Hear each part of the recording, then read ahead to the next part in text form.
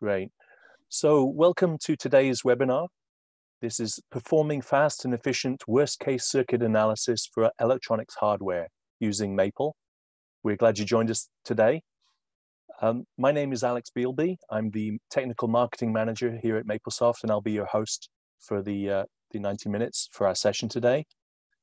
The webinar is designed to share some practical ways to make worst-case circuit analysis and the workflow more productive.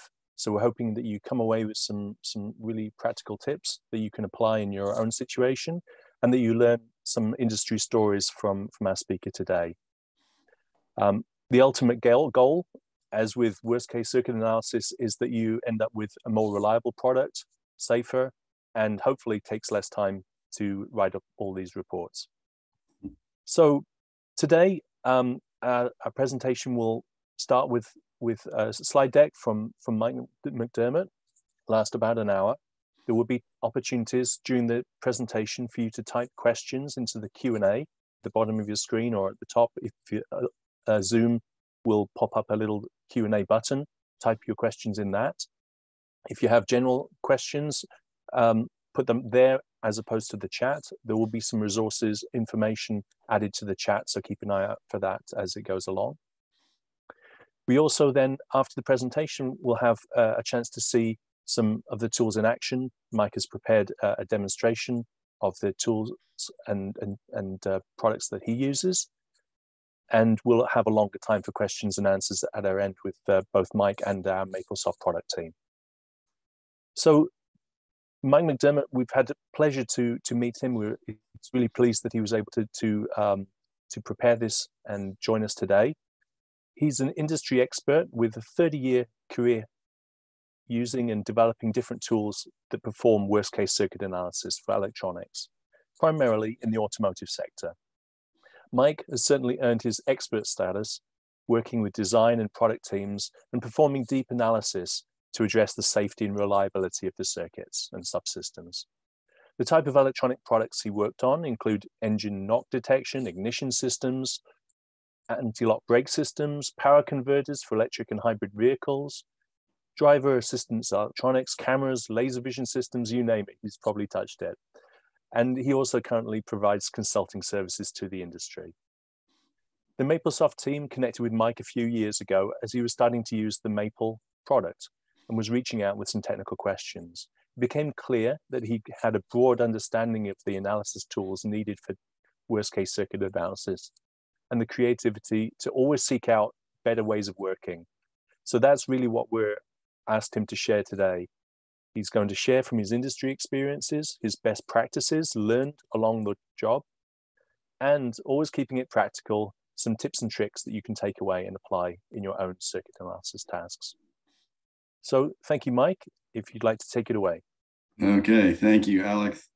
I want to give thanks to Alex. If these slides look nice, it's because of Alex. If there's something wrong in them, it's because of me. So our agenda today is talk about my background. Alex shared a little bit of that already. Overview of what worst case circuit analysis is, and I've developed over the years some best practices that I think the way the worst case circuit analysis should be done, and I want to share some of that. I've come up with some proposed methods that I think are superior to what I generally see and review.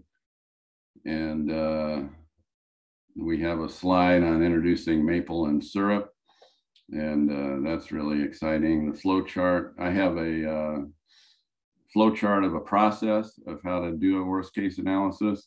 I have some maple tips, like Alex says, and I have a demo.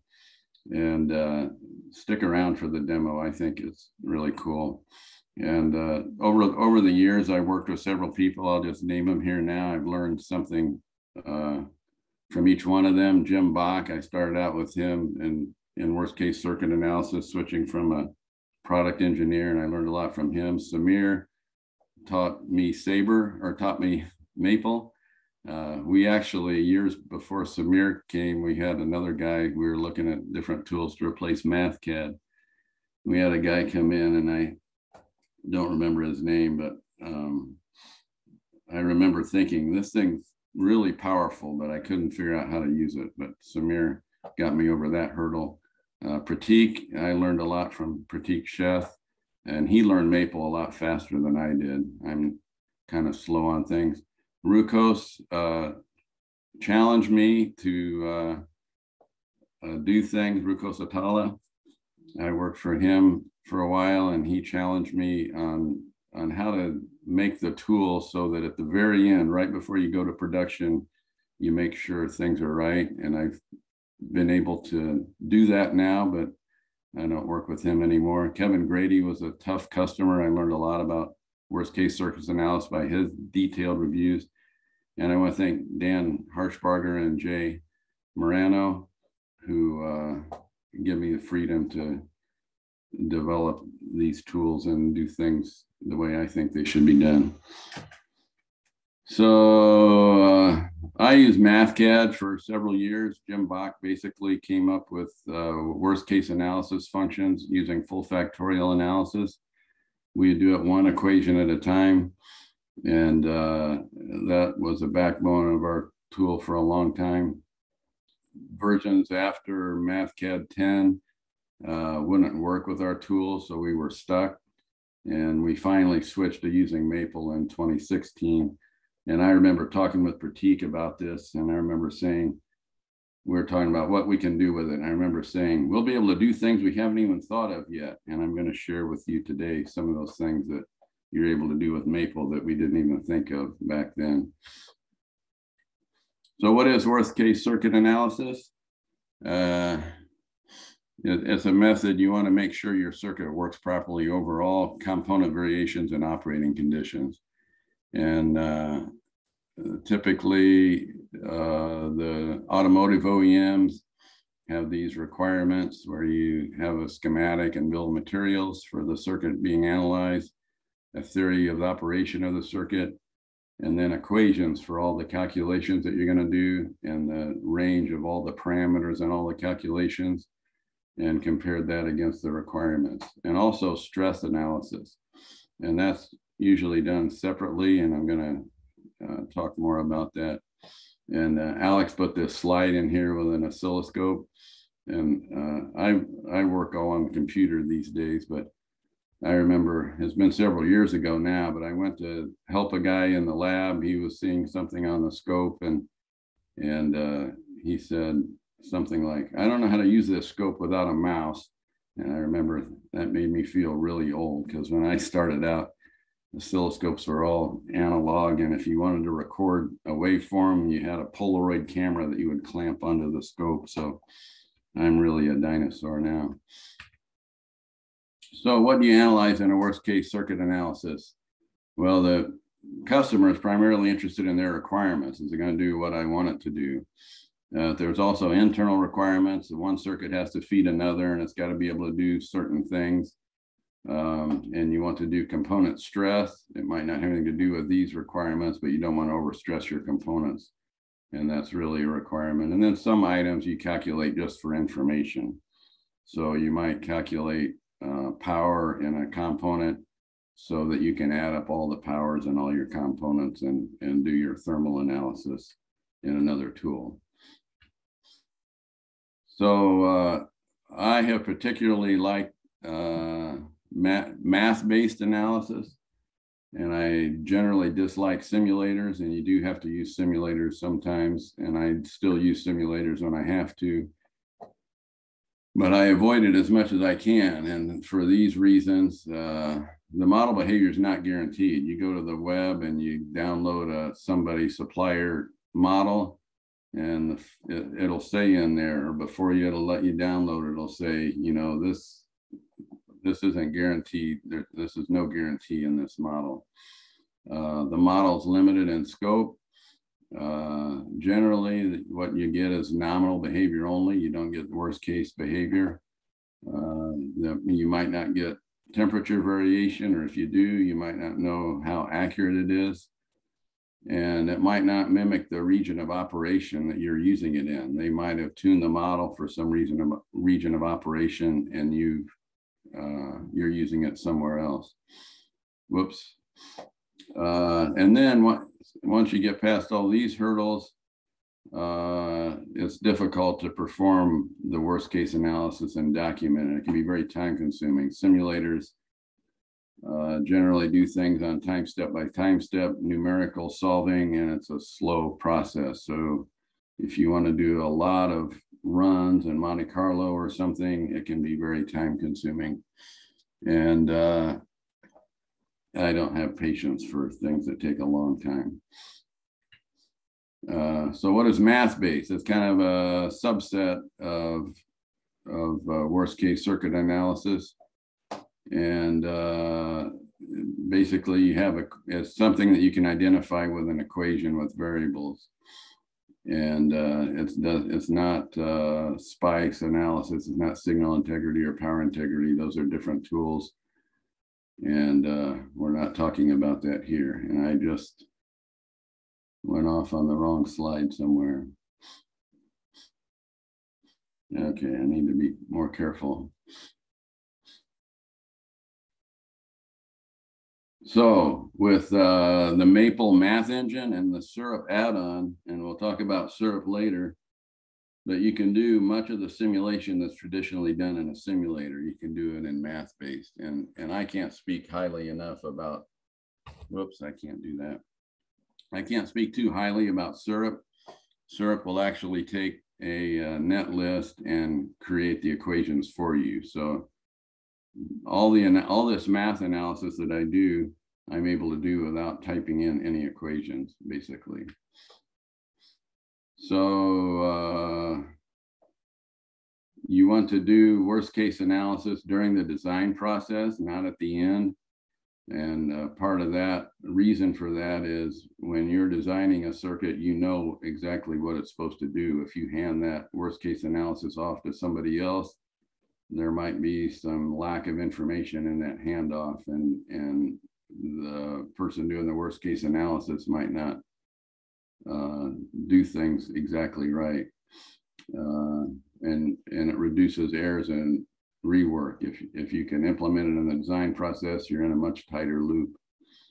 And tools for WCCA, and I'm going to share some in the demo, will automate the process, and it saves a lot of time. Okay, so it should be part of the design process, like the previous slide said. It's frequently done after the analysis is complete, and by the time you get it done, it might be too late to make changes. You might have already produced hardware by that time. It's frequently done by a group other than the product designers. I think the product designers should be able to do their own worst case analysis, and the goal is to create tools that make that easy enough for them to do. And as I said, they know they know the requirements and the trade-offs, the cost of part availability and so on, if design changes need to be made. Whoops, I keep doing that. So this can be accomplished if you have the proper tools and libraries in place. And you do need specialists to create and maintain these tools and libraries, in my opinion. Your analysis you create should be able to be recreated by others. So if you hand this off to somebody else, they ought to be able to recreate what you did, and they can make their changes and adapt something to their situation, which might be slightly different than yours. And so you have to have access to all these things. I see lots of worst case analysis. Well, they did part of it in a simulator, and the net list and models in the simulator are on their own hard drive or somewhere where you don't have access to. And part of the power of Maple is you can store all these in one document, or you can point to them on a network drive. So you can have the net list along with your Maple document and point to it inside its own document, or that can be on a server somewhere. And that's what the workbook is. So when you open a Maple, it's a worksheet, and you can save it as a workbook, and that will allow you to attach other files to it. And then there's also a repository. A feature of Maple is you can store data in a repository to make it available to all users, and the procedures and functions, your specialized functions, can be available for everybody using it. So here's my ideal worst case analysis that I came up with over the years. All models, parameters, and limits should be defined in a single location. So my idea is to store all these things in a library, and in your document, you reference it. And instead of copying and pasting from one document to another, or recreating it each time you do an analysis. A lot of worst case analysis, my experience over the years, is a lot of it's just looking up the information. You go look up a data sheet and you find a number, and you contact somebody else for what your product's supposed to do, or what this circuit's supposed to do. And there's a lot of look up information. And if you store all that in a library, you only have to do that once. It takes longer the first time you do it, but the second time you use that part, all that information is in the library to be retrieved again. I see people hand type equations to do analysis with, and they will hard code constants in the equations. They'll say like V1 plus 10, equals this or whatever, and 10, the number 10, you don't know what that means or where it came from. And so I dislike hard coding of constants. All fonts readable. People will insert images in a worst case analysis document, and all the fonts are all wrong and you can't read them, or sometimes the fonts are real small and you can zoom in on them because they're stored as fonts and you can read them, but that's very awkward. Sometimes it's a screen grab and you blow it up and you still can't read the fonts. I remember, good grief, it's been 40 years ago now. There were standards at the place I worked that said all fonts had to be at least 10-point font. And the reason, I found the guy that wrote that, and he says back then the copy machines wouldn't copy anything less than that. That was when we were all papers instead of electronics. I believe you should have a single tool for calculations and your reports. And Maple certainly allows you to do that. And the process should be agile. You should be able to reproduce it. And here's an example of a non-agile process from a group that does worst case analysis. And here's a quote from a website, from a paper they wrote. The parts variability database is the heart of the worst case analysis. If you touch that after the analysis has started or make a mistake, the entire analysis could be impacted. Without sign off from all parties, the worst case analysis cannot begin. And that's definitely a non-agile process. When you cross this bridge and you can't go back, it's not agile. So here's some charts I made of traditional ways of producing worst case analysis and the ways I'm proposing you do it. So the first thing you do is you want to analyze some expression. It's a math-based circuit analysis, so you're going to create an expression. Generally, what people do is they have a PDF of a product schematic, and they will type in node equations and solve the series of node equations, or they will get equations from a data sheet and combine that with that to get the answer they want. And they might include hard-coded numbers. So my proposed method is to use the power of Sura, which we'll get into more later. And the equations are automatically generated. And you can generate the equations that are generated are based on your whole circuit. not just one thing. So instead of creating expressions one at a time, you create a whole suite of them right from the product net list with syrup. So defining the parameters, you know, your resistor values and tolerances and stuff, that is frequently manually entered. And there's, of course, opportunity for error. And my proposed method is to automatically retrieve those values from a component library via the bill of materials. So the net list will have reference designators in it, R101, for example. And then we'll have a BOM that'll say R101 is part number 123. And knowing that, the tool can automatically look up the value of that resistor from the component library. And you can either get it could be a parameter like the resistance of a resistor, or it could be the results of other worst case analysis files. So if you have a voltage regulator that feeds another voltage regulator, you can have an Excel file that has the output of voltage regulator 1, and that's an input into this analysis that you're going to do. And you can retrieve that from that Excel spreadsheet. Parameter derating from that quote that I listed to you, typically it must be completed prior to starting WCCA. And my proposed method is that you calculate the derating when you do the analysis. So you get all the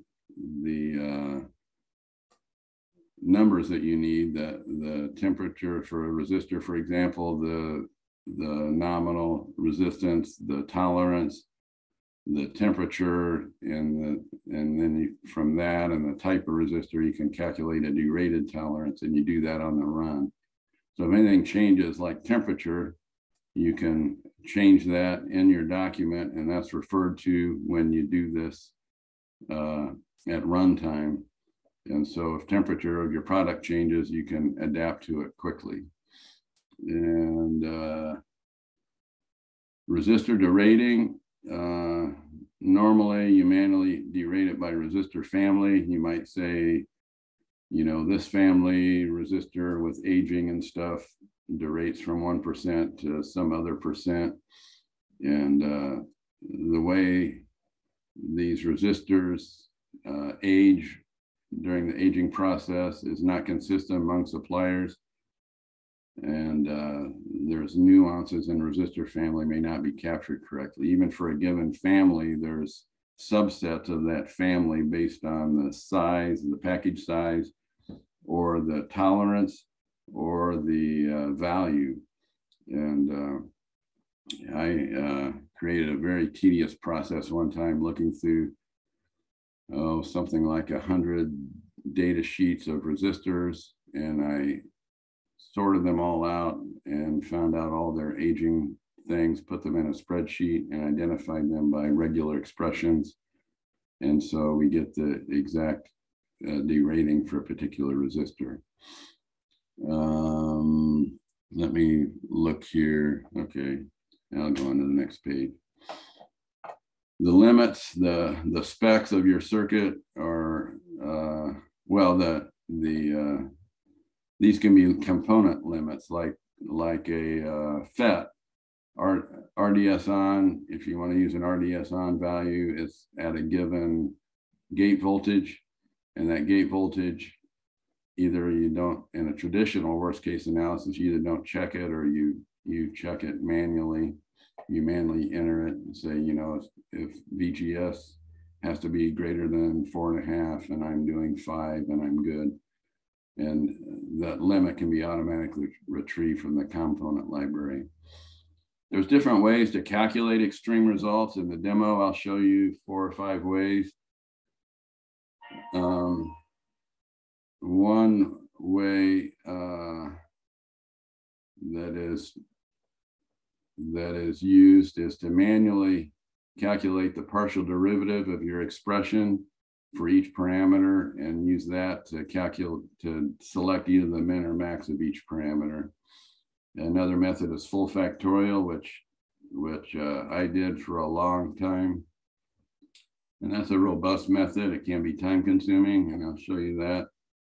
A third way that I've seen the military uses, I think, is they'll calculate the partial derivative of the expression to each parameter, and they'll extrapolate that expression from nominal and assuming linearity. So they convert all expressions into linear expressions, and there's errors that can be introduced due to that. So my proposed method is Maple has an optimization package that's built in that will automatically find the min or max, the min or max result based on the range of parameters of each parameter that you give it. And instead of converting an expression to a linear form, I propose that you use the actual expression. Design margin, it sounds like a simple thing, and you go on the web and you read about design margin, and it tells you things like, you know, if a bridge can take 4 tons and you run a 2-ton vehicle over it, you have 50% design margin or 100% or whatever. But there's all sorts of variations, and I wrote a script to calculate all the things. So what if you have only a max limit? What if you have a max and min? What if you have max, min, or nom? What if one of them's negative, the min is negative? You know, like an input voltage to an IC can go from minus 0.3 volts to, you know, plus 10 volts or whatever. And I wrote a procedure that handles all those things and the way I think they should be done. And interesting things, I don't know if other math tools allow this, but Maple has things like undefined. So you can have one of those limits undefined and handle that differently. And it will also handle things like infinity, positive and negative infinity. So you might have an infinite design margin on the lower end, but a finite in the upper end. And you can report the lower of the two, and Maple can handle that just fine. Okay, stress analysis is traditionally done after your parametric worst case analysis is complete. And I always find it hard to understand exactly what was done there, because it's usually some big table and you don't know how it was calculated. And my proposal is you get this suite of equations in syrup, and every time you do an analysis, you automatically do the stress analysis of all the components. And that can be important because you might be operating a circuit in different modes, and it could be that one component is stressed harder in one mode, but another component might be stressed harder in another mode. And I don't know how anybody sorts all that out in the traditional way. I see reports manually created with a word processor. They'll have other math tools and spreadsheet tools and so on. They'll cut and paste things out of those tools to put in their word processor. And that is definitely not an agile process, because once you change one of those things, you got to go back into your Word document and fix them all. And how you keep track of all that, I don't know. Maple document can be exported to PDF, and there's little tricks that I'll show you to make that look nice for the customer view. And you can not show, if you do any programming or any math in there that you don't want to show, it's easy to not show that with a couple of options. We're at question time already. Do we have any questions, Alex? Hi, Mike. Yes, thanks for running through that table. So, I mean, that table showed a whole bunch of steps within each element, each process that you gather different analysis, different results, and you're often passing it along the line to the next step in there. Some of these processes are efficiencies like time saving, and some of them are just general advice and towards your best practices. One question that is that you can deploy some of these, or you can deploy many of these. Is this a significant time saving when you go to the effort of migrating the process? Well, I can tell you, in my current position, somebody did an analysis that took, I think they estimated it would take 3 days, and it took 3 days. And I think we accidentally both got assigned the same analysis. So I saw they did it, but it was assigned to me, or vice versa, I forget. And I thought, well, I already have the models in place and the infrastructure that I created. And I thought, well, I'll do that, and I'll keep track of my time. And I was able to do that same analysis in 3 hours.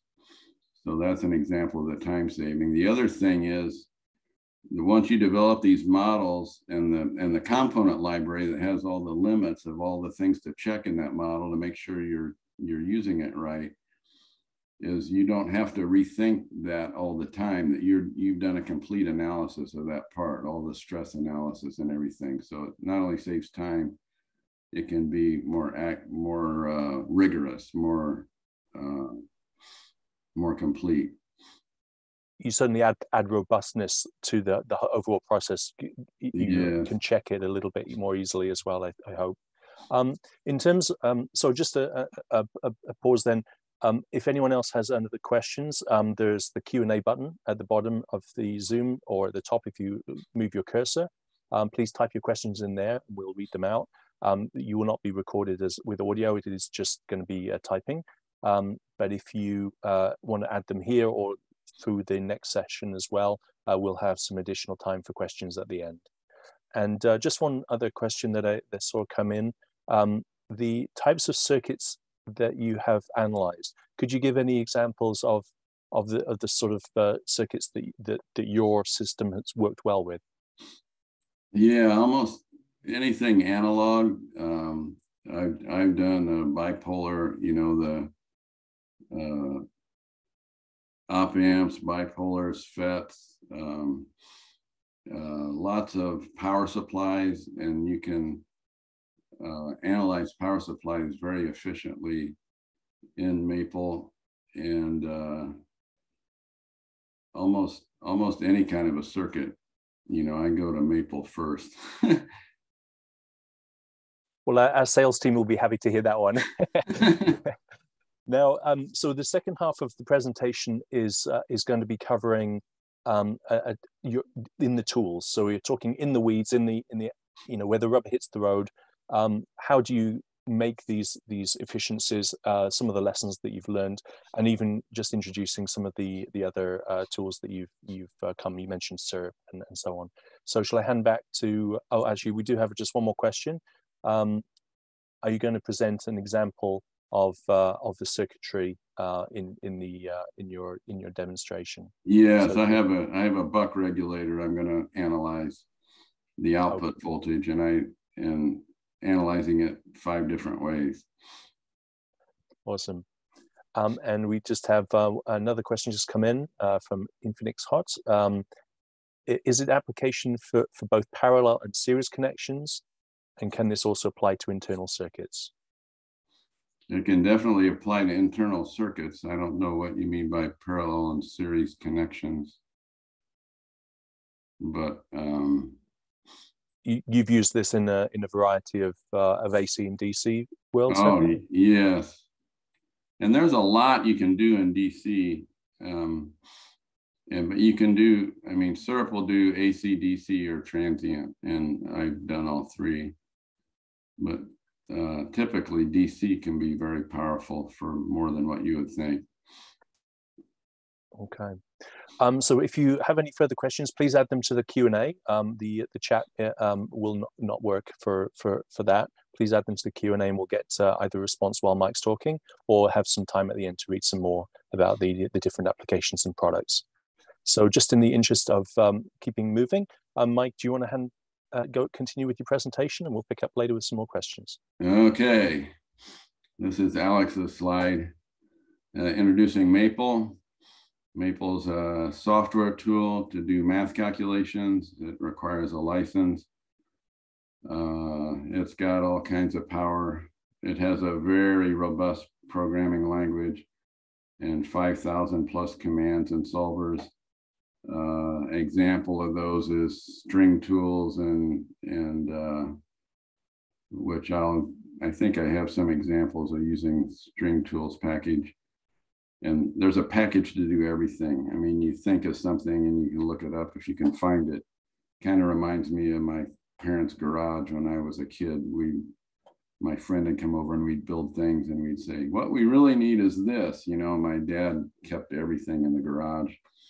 And I said, well, I know we have one, but I don't know where it is. So that's the only challenge in Maple, is to figure it out, where it is, what you want to do. You can link, I don't know how to link to a Word document. Maybe somebody can teach me that, but you can link to Excel and CSV files and other things. And he wrote on here, could be a MathCAD replacement. I'll tell you the story about the chainsaw. The farmer years ago got his first chainsaw because they told him it would do things a lot faster. And he takes it home. He's all frustrated with it. He goes back to the place he bought it, and he says, I'm not happy with this thing. It doesn't cut any faster than the other one. And the guy says, well, let me look at it. So he goes to his truck and brings it to him, and the store owner pulls the cord and boom, it starts up, and the farmer says, what's that? So that's the way I see MathCAD and Maple. Maple's the power saw and MathCAD's the hand saw. Syrup is a free add-on package. Once you get Maple, you can download Syrup from the cloud, and that will basically take a net list and convert it into equations. And once you have those equations, you can do AC, DC, or transient analysis. And that is a huge thing, to be able to do math analysis without writing any equations. Syrup writes the equations for you. Okay, oh, here it is. So another thing that maybe I didn't mention enough is the net list can be exported right from the CAD tool that you use to create the circuit board. That creates a very tight linkage between your actual design and your analysis. And without that hard link, there's opportunity for errors because the design changes. You can do, entry errors and all kinds of things. You can create a behavioral subcircuit for each component. So here's an op amp, for example. You can create a model for that. And you have to do a little bit of editing the schematic, but you can point, the net lister will give you the net list with this component in it. Then you have to assign a model to it and then attach the model. And I've written code to manipulate the text files, just text file manipulation. And these models can include things. You have an op amp here and it's got an input voltage range. You can put that in the model and link it with the same names to your parameter, your limits in your component, in the component database. And so every time you do any calculation with this, it ensures that you don't exceed the input voltage of that op amp, for example. You might have multiple subcircuit models. So you might have a comparator, for example, and you have one model when the output is on, another when the output is off. And so that's sort of a simplification you have to make, not like a simulator where it'll automatically go from on to off. But so you might want to run two analysis. If you have a comparator with hysteresis or something, you'll do it. Find the one threshold with the comparator in one mode and another threshold with it in the other mode. So all this saves time and reduces errors compared to manual transfer of information. So creating a component library, parameter values can be stored in a database, and that can be on a network drive in a repository. And so you store the component parameters and the component limits. And end of life tolerance can be stored. Anything can be stored there, I guess. Here's a thing I did, and I haven't fully integrated into my tools yet, but using the Maple String Tools package, it supports regular expressions. And as I mentioned, here's a regular expression that distinguishes one resistor from all the other resistors in the world. And from this regular expression, you can, well, this is like a subfamily of a resistor, or a subfamily of a resistor. So multiple resistors will fit in this, but they will all have the same deratings, the same environmental factors, they aging based on humidity and temperature cycling and all that. And there was a analysis that I reviewed where somebody didn't do this. They had to look it up manually, and they had a one resistor and had two resistors. I think they were initially 0.1% tolerant. One of them, and they were using a resistor divider. One of them had way more tolerance than the other one. And the reason was because somebody did an RSS of all the factors, and the second resistor used overstress factors. They actually had 3 different overstress factors, and they included all of them. And we design our products not to overstress the resistors at all. So this was showing way more tolerance than it needed to. And using this method, I had this big spreadsheet that does everything in a consistent way. So I guess we're on my best practices. You ought to be able to read and understand the report.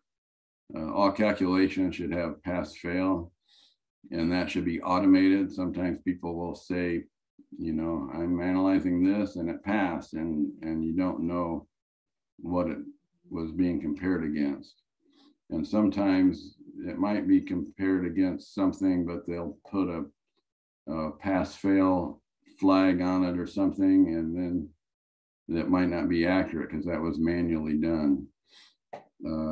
I've fairly recently learned how to put if I have a suite of calculations, and I want to put at the top of the document, I did 54 calculations and they all passed.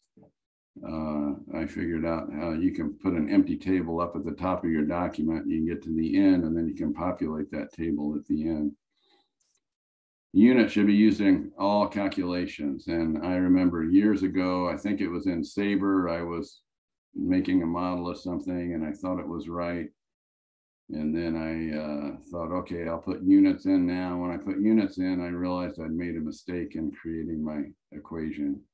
So unit and ensuring unit consistency is important.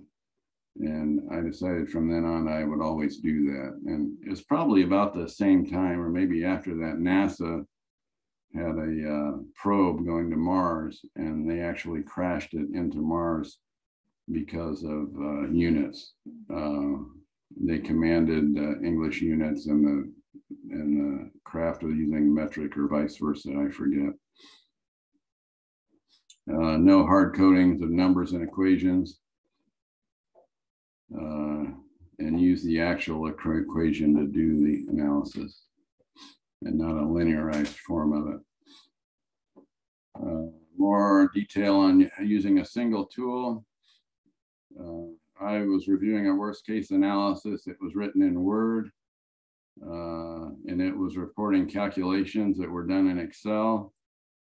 And that was based on an expression created in MathCAD. When the parameters were based on the tolerance of the parameters were calculated in an Excel document, and the MathCAD document was used to populate this Excel document. So I'm looking at a value in here. I thought, where did it come from? I got to go back, 5 layers of tools, and there was no linkage between these tools. Somebody copied and pasted all the way up and down this chain. Your results should be able to be recalculated with a single command. So if something changes, your BOM changes or whatever, you ought to be able to do that and rerun the document in a single command. And one of the things, if your BOM changes, you can just point it at the new BOM or whatever and run it again. All numbers should have provenance. I remember years ago when we used MathCAD that Alan Rastow came in and he was big on provenance. That was a new word to us. So that means, where did that number come from?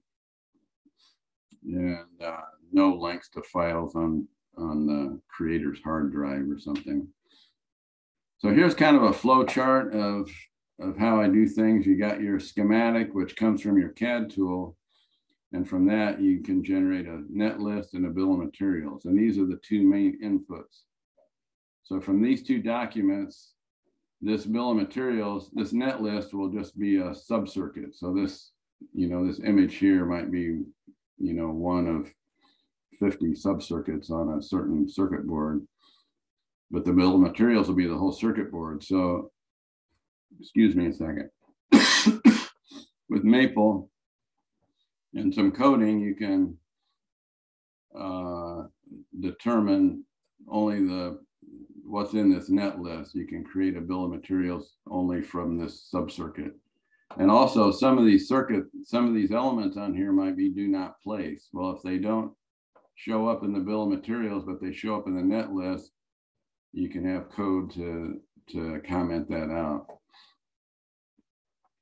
And so from there, there's a library behavioral model. So this IC, for example, should have a behavioral model in the library.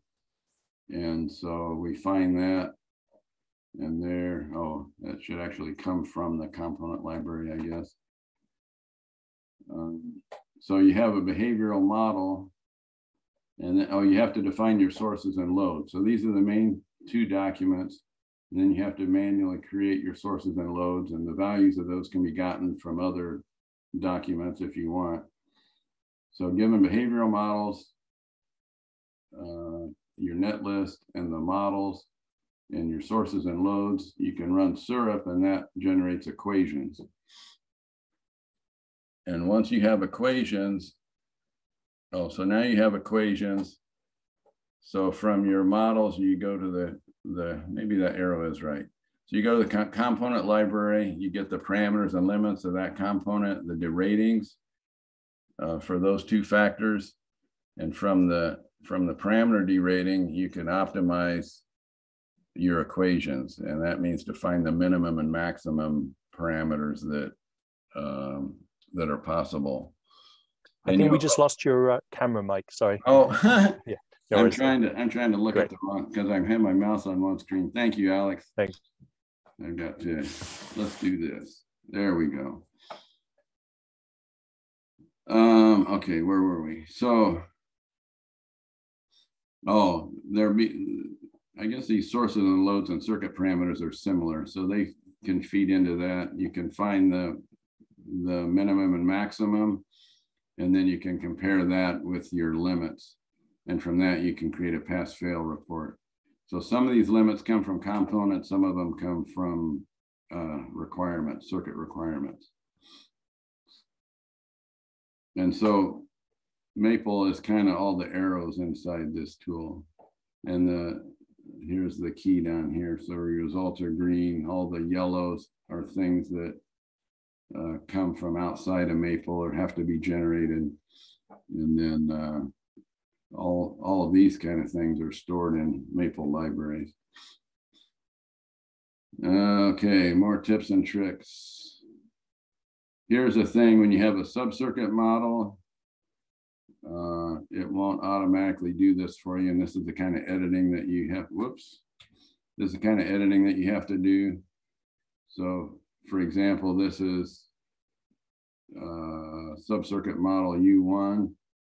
And if you manually, syrup will generate this part of it, but if you add on this part of it, it will, then you can write code to tag and find R1 of U1 and V thresh of U1 and so on. And when you call it, and this passes down into your sub-circuit model, you can put cons and var statements inside your model to define variables, and these variables can have units, and they can be any units or have no units at all. And that's one thing slightly different from most SPICE tools, that everything's a current or a voltage, and you can compare the results based on the part number defined by the bill of materials of U1, because you already know, your document already knows the bill of materials, and it knows that's how it looks up the part number to index from the database.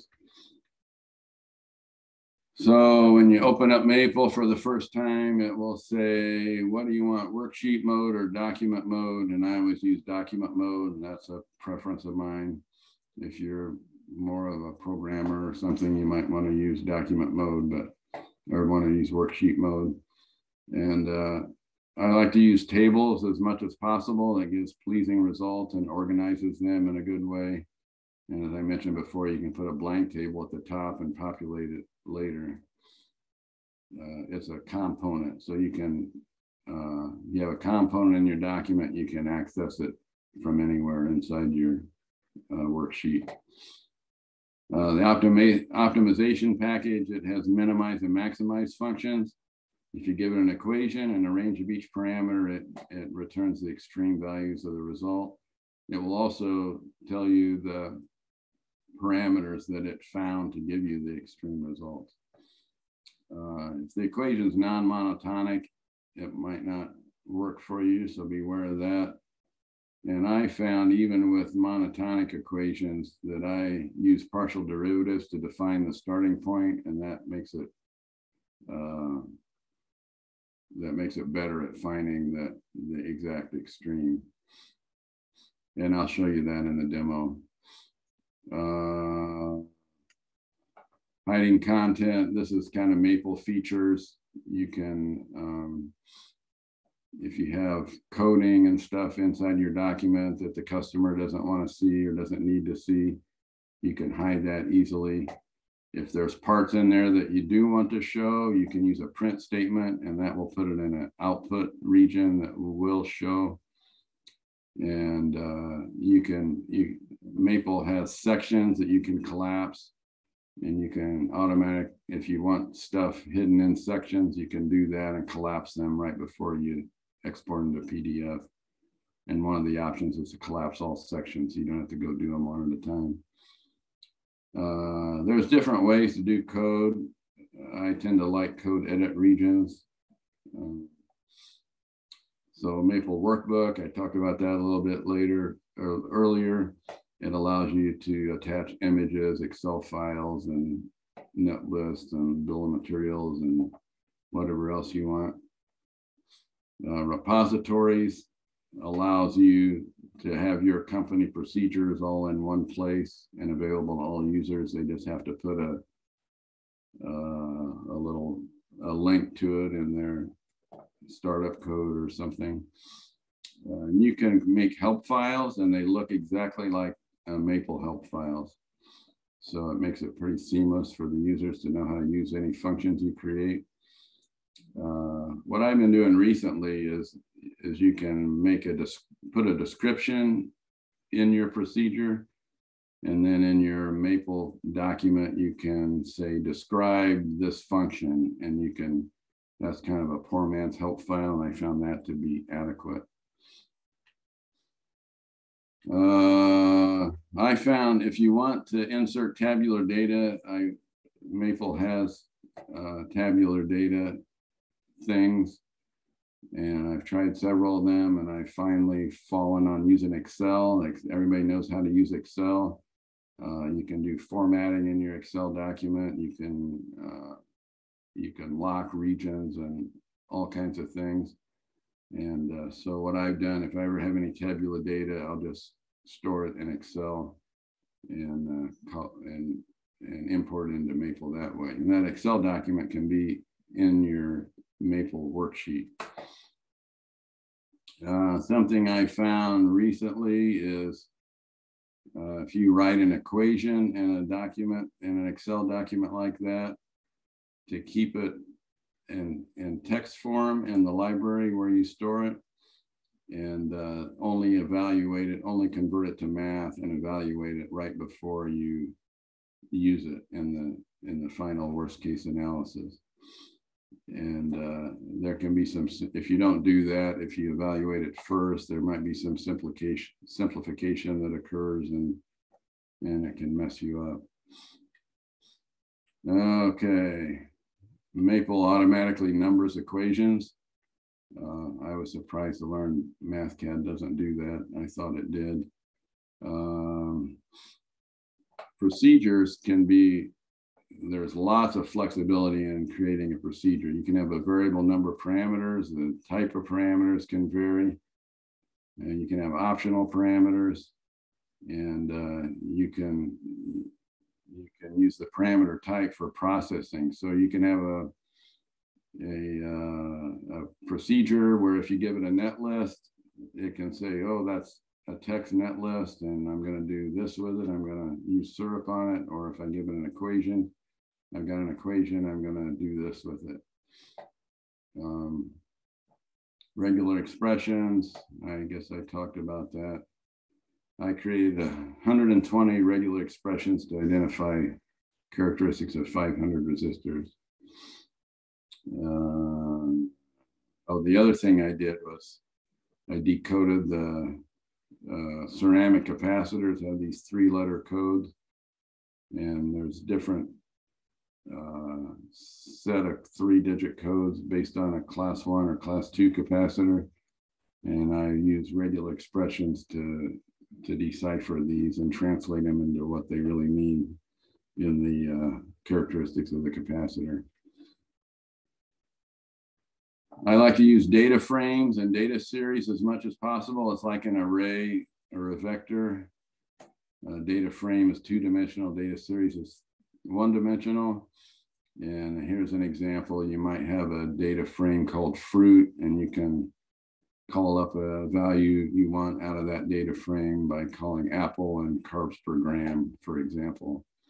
And this is much more readable when you're referring to something, that it's not, you know, if fruit was an array or a matrix, you would, you know, this might be 1, 3 or something, and you have that abstraction to overcome.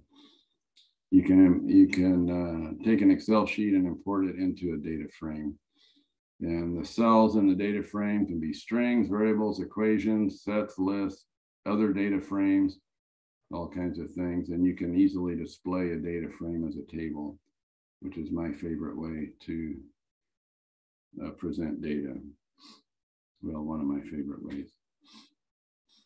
Okay, so why do we have these things, these best practices? A single tool reduces error and rework. No copy pasting and so on. Repository, you get reliable data. It also reduces error and rework. You define the variables, and I'll show you an example of that. It helps for the readability. And we're ready for the demo. I guess, do we have another question time, or are we gonna? We did have a question that came in during the time. Just to read it out for to stress, the question was about the importing of data. So in your example, you had Excel. Have you tried other file formats for importing? Like CSV would be fine, right? And yeah, CSV would be just fine. I'm trying to think of other tools I've used. I think Maple has other, I mean, it's got a whole host of files you can import it. Yeah, and our product team actually responded to the question saying that it's also possible to set up a query to SQL databases. If you have something that's been provided by your organization as a repository, then you don't necessarily have to create from scratch. You can reuse as much as you can. Thanks, yeah. If there is any other questions, put them into the Q&A button. And just to remind people, this session is being recorded, and we will share with you afterwards the slide deck and a copy of the Maple worksheet that Mike is going to present now. Thanks, Mike. Okay, so here comes the real fun. This is a sample schematic of a buck converter, and basically it's got a voltage in and a voltage out, and this has transistors inside that switch and through this inductor, and this is the feedback path. And so you want to achieve a certain voltage here, and these transistors switch to get this voltage to match the requirement, and then that gives you the output voltage that you want.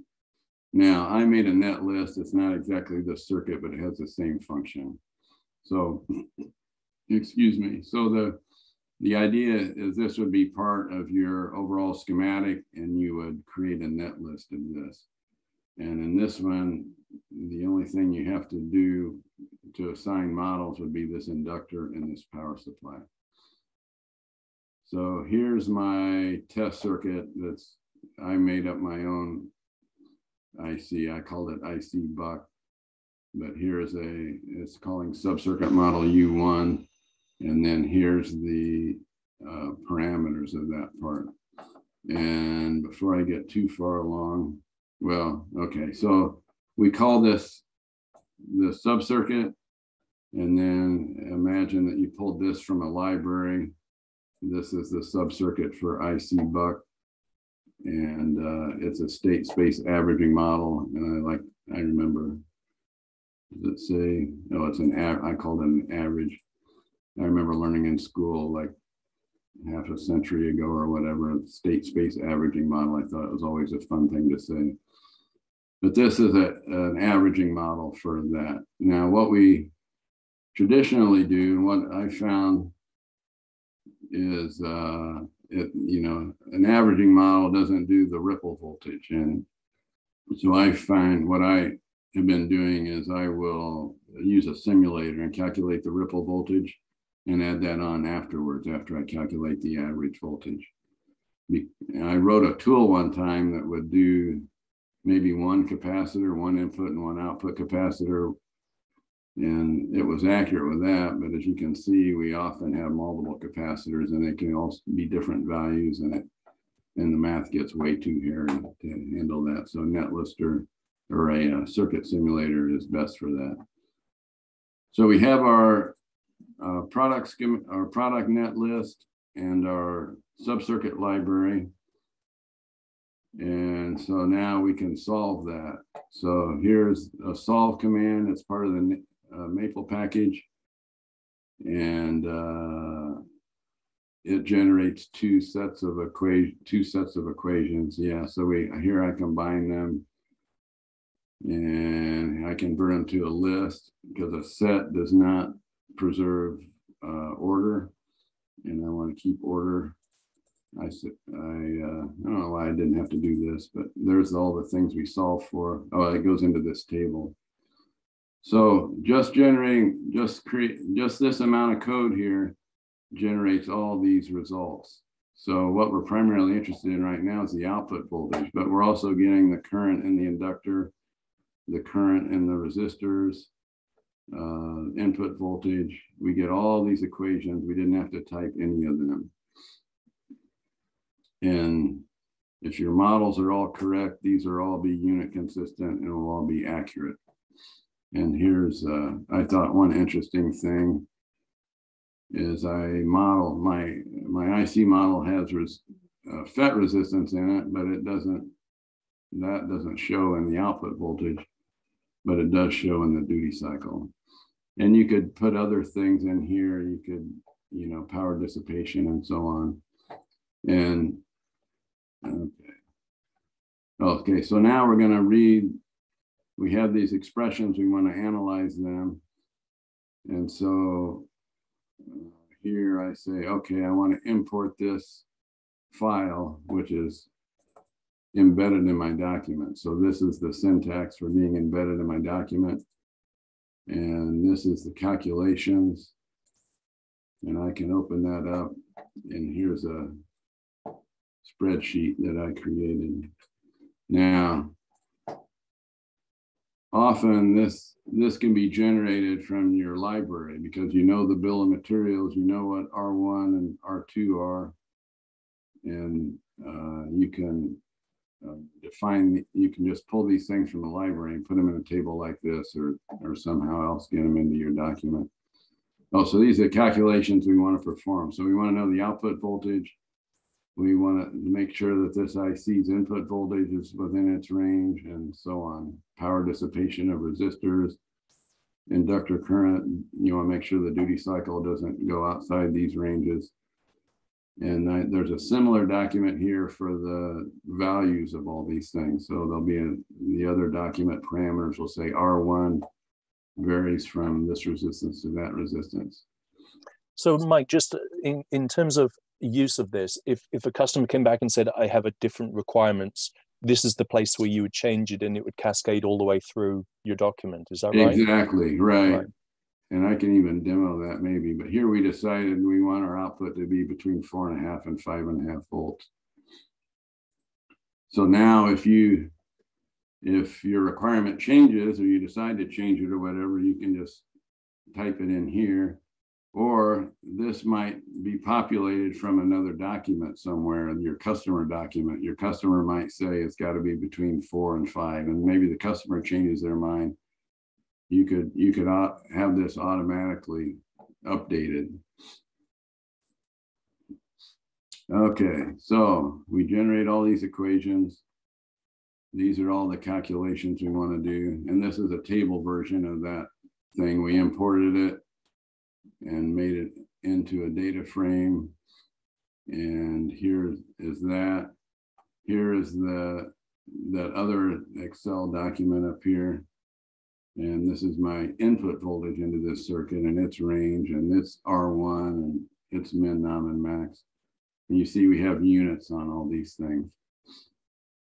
Okay, so the first thing you might want to do is create partial derivatives of all those expressions. Well, okay, we're separating out, this is all output voltage right now from here on out. Well, not from here on out, but for here for a while. So we're interested in V out. And here are all the partial derivatives of V out. So I load has this partial derivative and R1 has that partial derivative and so on. And if we want, we can display the partial derivatives of each component. So we can see if we want to change that output voltage from 5 to 7, what would we change? Well, this says, oh, by far you want to change the feedback voltage. Well, you got a fixed IC, you can't do that. So the next one you pick would be R2 and so on. And then you might say, well, if you take this and you multiply by the spread of each parameter, which one's affecting the output variance the most? And we can see R1 and R2 affect the output variance. So if you want to tighten up your range, you would maybe buy a tighter tolerance R1 or R2 or both. And the feedback voltage shows high on this chart too, and the feedback current does. I put in a fairly high feedback current just because, I guess. But usually can't do anything about those. Okay, so one thing some people might do is they do their worst case analysis by choosing each parameter. So we've got an expression, I ought to show it. Here's our basic expression for output voltage. So it has all these variables in it. So what we can do is take the partial derivative of each of these variables. And if it's positive, if you want the max, you use the max value. If it's negative, you use the min value. So using that process, we say, okay, our worst case output voltage is between these two values, and it took us 10 milliseconds to do that. So that's pretty efficient. We can do it via optimization, which what I do is typically I'll do this first and then do optimization. And optimization gives slightly different values, and it took 146 milliseconds. So the other thing you can do is do full factorial, where you go through, use this bits command, that's another package, and you can go through all factors of min and max of each parameter and get your results. And we get these two results, and that took over a second. So, and this one especially goes up. The more parameters you have, it goes up exponentially the time. Some people use a linearized form of the expression. It's pretty efficient, 23 milliseconds, and it got those two values. Maple has Monte Carlo capability, so you can create these random variables, and that's another package. I think it's maybe it's part of the statistics package, but I printed out all the things here, but basically it defines these random variables, and you get a result of all your random variables. And what I did here is I did 10 to the 6th runs, and I calculated plus or minus, I calculated the min, nom, and max of 10 to the 6 runs, because one of my customers asked that Monte Carlo analysis be done that way. So we're doing 1,000,000 runs, and we get these values, and that takes 10 seconds.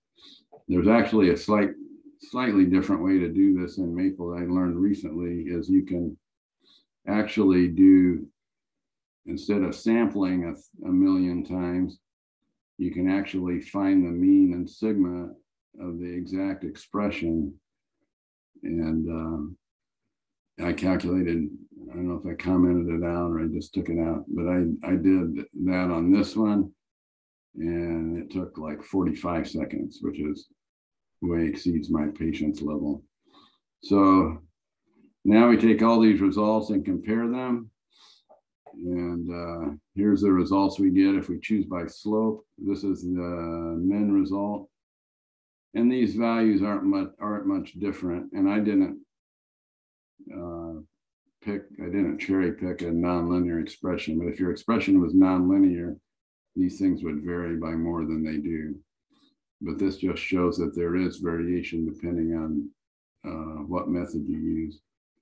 So if you choose by slope, you get that for a min value. If you do optimize or worst case analysis, you get a smaller value. And if you do linearized, you get something smaller yet, which I think isn't even accurate.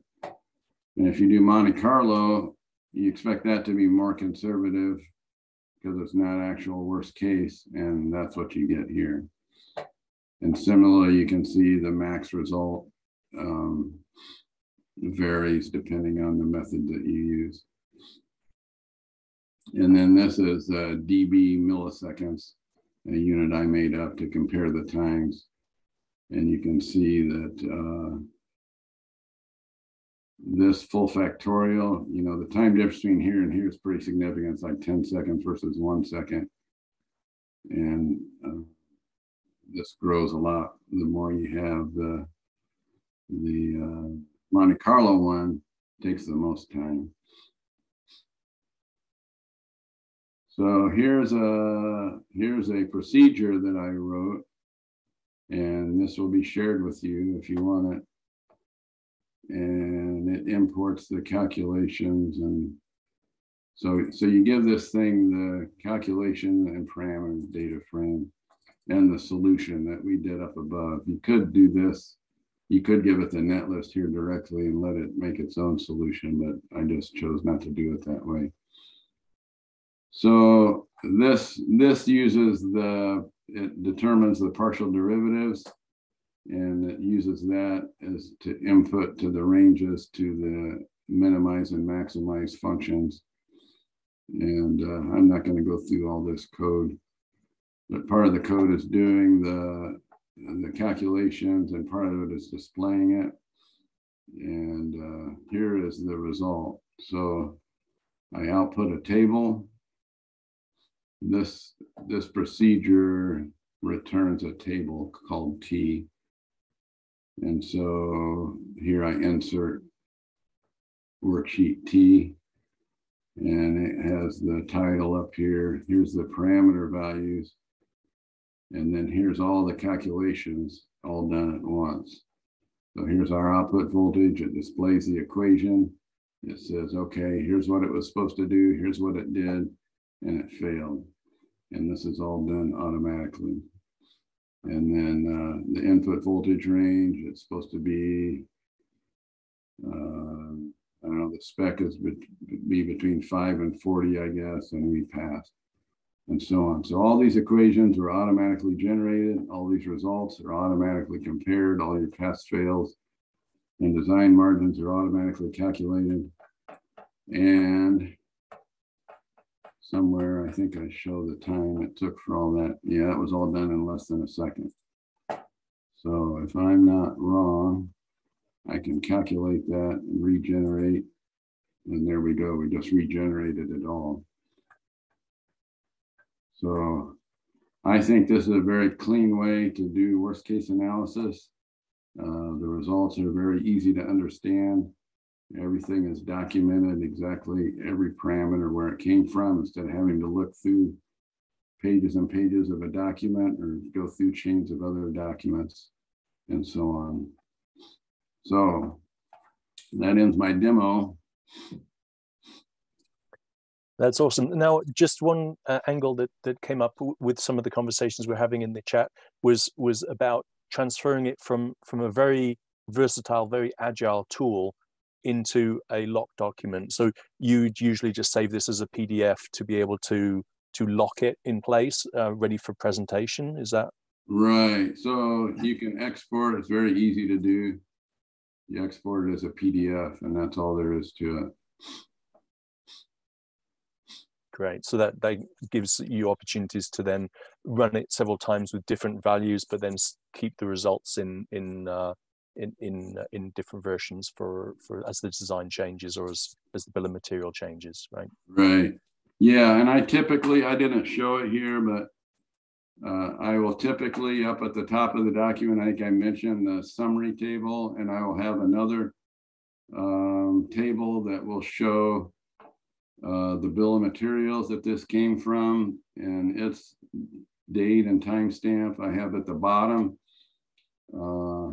Let's see. Well, we have where the net list came from, where the bill of materials came from, and their timestamps. And I might pull, like this VN, I might pull that from an Excel document. I might say this came, that would be in that table too, that I'm pulling from this Excel document that was created on such and such a date, and so on. And I will also have a table down at the end saying all the, like this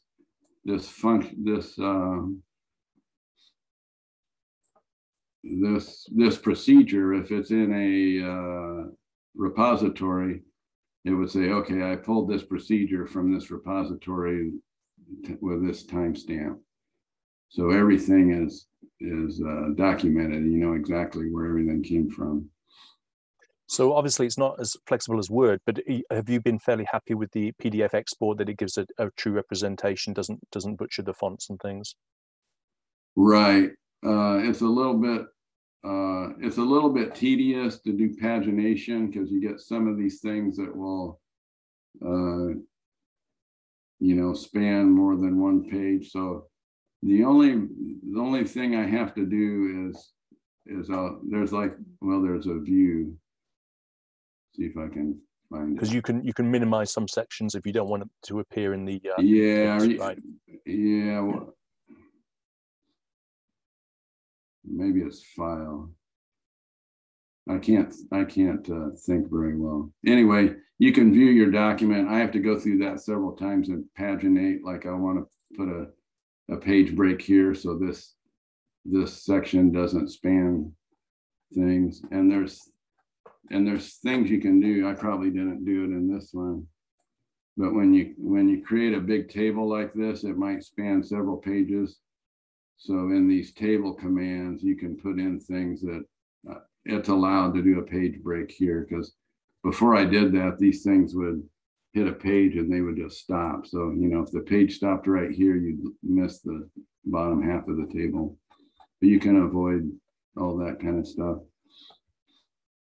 And we had a question earlier about, so someone who's familiar with SPICE, so they can do a lot of the basic worst case circuit analysis in there. Have you seen then that there's advantages in this really in terms of passing information between documents, or is just a different power of the expressions and calculations? I think the thing with simulators is, in my experience, it's hard to understand exactly what was done, what temperatures were run, what was the range of the parameters, and so on. And are you guaranteeing, you know, you got here's the internal FETs on U1. Here I know exactly what they are. And if I have a simulator, I might have a model for U1, and who knows, these things are buried inside and there's no RDS on it. It might be some model of a FET that has half a dozen or, you know, dozens of parameters, and there's really no parameter called RDS on. So I think it's much better for documentation and repeatability. And it's always hard for somebody to run a simulation and pass it off to somebody else and have them do the same thing and get the same results. That's what I don't like about simulators. I did years ago, I was using Sabre, and we were doing all the transients, all the battery line transients. And they had to be done over the temperature range. And there's, I don't know, 5 or 6 transients. And I would start doing a thing and get results and go through all the GUIs and do calculations. And oh, did I remember to change the temperature when I did this one, and so on, and all that stuff. It turned out to be fairly easy. I wrote a tool in Excel that would combine the transient model with the circuit model, run the analysis, get the results, spit them out in Excel. And I had like one tab for each transient, so I could buzz through all the transients in one fell swoop. And if you can do that thing with a simulator, it's much more palatable to me anyway. But still, you have the issue of what are the models really doing. We had a question from someone who says, has it been considered, have you considered how the tolerance of the reference voltage inside the buck IC is used during the analysis? So the tolerance part. Oh, yeah, see here, it should be right here. Feedback voltage of U1. So this was an arbitrary thing, but I said that I got 2% on the feedback voltage. And I also am modeling line regulation and load regulation. So these parameters would come off of a data sheet. You'd store them in your database, and then inside that model, these things are added together. So if you didn't trust the data sheet they provided, and you found that they had the actual production value was different, you could change it at that point, maybe use Monte Carlo or something to assess what that tolerance was really, and feed it in differently. Or okay, so your question is, if there's a number on the data sheet and you want to put in your own number, is that what the question is? Yeah, if you can answer that quickly. So I ran into a thing recently, like I used to only store data sheet things in my database, and lots of times you might have a transistor, like bipolar transistors, for example, the saturation voltage is specified in the data sheet at a fairly high current. Well, we were using it at a very low current. And so you'll see people when they do analysis, they'll spend a lot of time and they'll put out the saturation voltage versus current, and they'll do some interpolations or extrapolations. They'll take the worst case and do all these calculations, and that can all be done, but it's time consuming. And so what I've started doing is I'll say, okay, for this thing, I have 1/10 of my output current. I know my sat voltage. I'm doing those same calculations, but I'm doing it in my library, and I just have a different model for it. So here, I don't know that I'll have a different mode that at this current, my saturation voltage is going to be that worst case. At this lower current, it'll be something else. And then when you're setting up your models, you just choose a different model.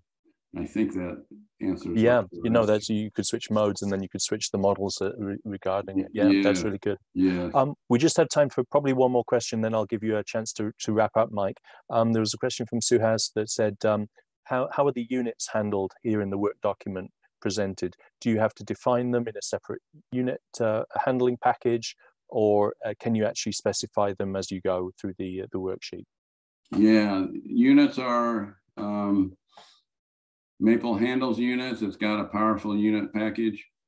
And you just, here's what I wanted to do. So it's just like this. You just type unit K omega, or a unit. You can even have things like 1/volts. You can have multiple units in here, but here's the unit function right here that's all built into Maple. And then it will display, like you saw it displayed, as a recognizable unit. With the math notation. Nice. Yes. Yeah. So here's watts, for example. Well, that's awesome, Mike. Thank you very much for running through what it was clearly a lot of time setting up, but once you got it running, the time saved is in the rework and using this template to, in a scalable way, adjust the top, adjust the schematic and the parameter details, and things can be flexibly changed. So I'll just pass back to you now, Mike, for your closing thoughts, and then we'll just dismiss people before we reach the bottom of the hour. Okay. Yeah, I just want to say that I fell in love with Maple when I first learned it. I really liked MathCAD before that, but Maple is so much better, and I think it should be used more in the industry, especially in worst case analysis. And I've enjoyed, God has been good to me, given me lots of good people to work with and learn from, and interesting things to do. And so far, I haven't got tired of doing this yet. So hope maybe we can all collaborate together on something else someday. Thank you, Mike. You've been awesome just presenting your wisdom and your details. We will be sending out the copy of the slide deck, because there's a lot of really good juicy details in the slides, and also a copy of the Maple worksheet will be available for you to try out if you have a free trial or want to know more about the general process and the commands. So thank you again, Mike, for being willing to participate. And to our audience, I really appreciate your time today, investment of time, but hopefully worth your while. If you have any further questions, then please send them to webinars@maplesoft.com, or you can follow up directly with any of the contacts, Samir Khan, Takashi Oegawa, today from who've been manning our chat booth as we go through the day. Thank you again for your time, and have yourself a great day.